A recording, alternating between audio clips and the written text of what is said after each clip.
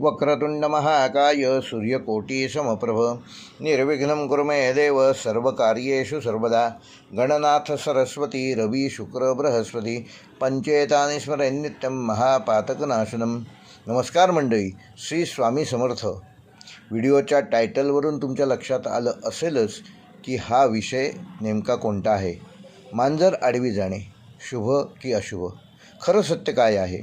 त्यामागचं धार्मिक कारण काय आहे? शास्त्रीय कारण काय आहे आणि मानसशास्त्रीय कारण काय आहे? याबाबत या व्हिडिओमध्ये मी तुम्हाला माहिती देणार आहे।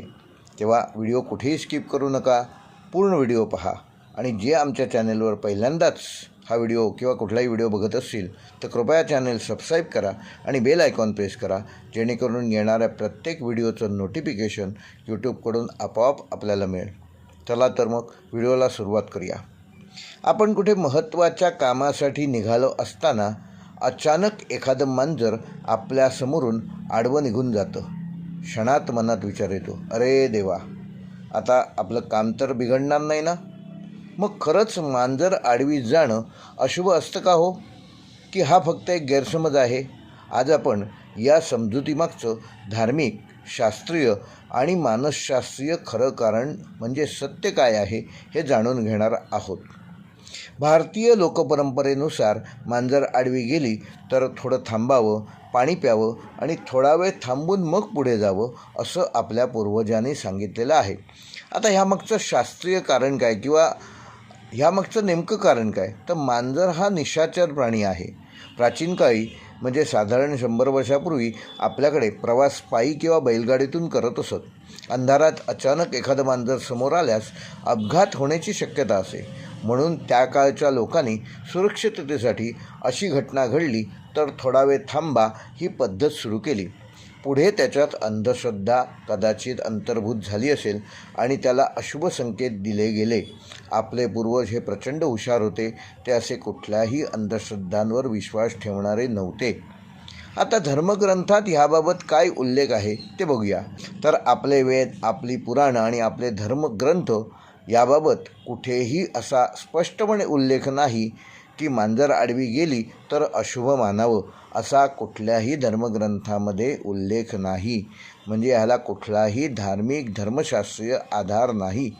काही ठिकाणी तर मांजराला देवीचं वाहन म्हणून संबोधतात, तर घरातील उंदीर पकडणारा महत्त्वाचा प्राणी म्हणून देखील मांजर पाळण्याची पद्धत आजही आहे। आजही कोकणात तुम्ही फिरलात तर प्रत्येक घरामध्ये तुम्हाला मांजर दिसेल।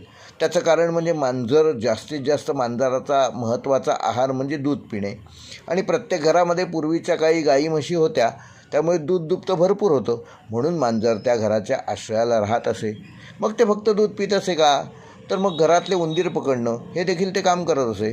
म्हणूनच सकारात्मक दृष्टिकोनाकडून मांजराकडे पाहिलं जाणं गरजेचं आहे। हा समज मुख्यतः लोकपरंपरेतून आलेला आहे की मांजर आडवी गेली तर अशुभ असतं। ह्याला कुठलाही धार्मिक आधार नाही, हे आपण बघितलं। तसेच शास्त्रीय आधार देखील नाही, म्हणजे धर्मशास्त्रातील कुठल्याही ग्रंथात देखील असा उल्लेख नाही आहे। आता आपण ह्यामागचं मानसशास्त्रीय कारण नेमकं काय आहे हे बघूया। तर मनाची भीती ह्या प्रकारामध्ये ह्या गोष्टी येतात। जर आपण आधीच एखादी गोष्ट ऐकली असेल की मांजर आडवी गेले तर अशुभ आहे आणि नंतर एखादं आपलं काम खरंच बिघडलं तर आपण त्याचा संबंध मांजराशी जोडतो। यालाच मानसशास्त्रात सेल्फ फुलफिलिंग प्रोफेसी असं म्हणतात। म्हणजे आपण जे मानतो तसं घडल्यासारखं आपल्याला वाटू लागतं।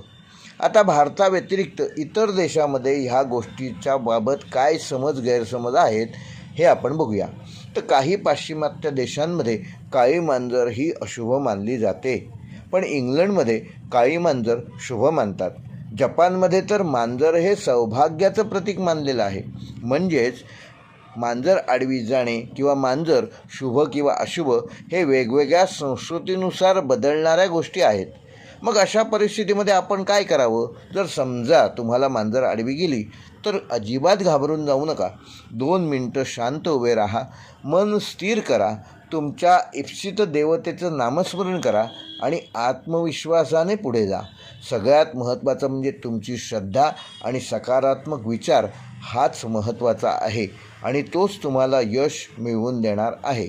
मांजर आडवी जाणे हे शुभ किंवा अशुभ नसून तो केवळ एक योगायोग आहे.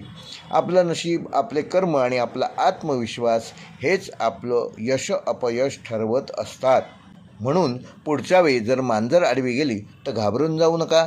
तुमच्या इष्टदेवतेचं नामस्मरण करा आणि आत्मविश्वासाने पुढे जा. कारण यश हे तुमच्या कर्मावर अवलंबून असतं, मांजराच्या आडवं जाण्यावर किंवा न जाण्यावर नसतं. तुमच्या बाबतीत हे असं कधी घडलं आहे का? आणि त्याबाबत तुमचा अनुभव काय आहे याबाबत कमेंट नक्की करा. असेच आमच्या चॅनेलशी जोडलेले राहा. ज्यांनी चॅनेल सबस्क्राईब केलं नसेल सबस्क्राईब करा आणि बेल आयकॉन प्रेस करा. आणि ज्यांना हा विषय आवडला आहे किंवा हा विषय किंवा अशा पद्धतीचे विषय आवडतात त्यांनी हा व्हिडिओ शेअर करायला विसरू नका. व्हिडिओ पूर्ण पाहिल्याबद्दल पुन्हा तुम्हाला धन्यवाद देतो आणि इथे थांबतो.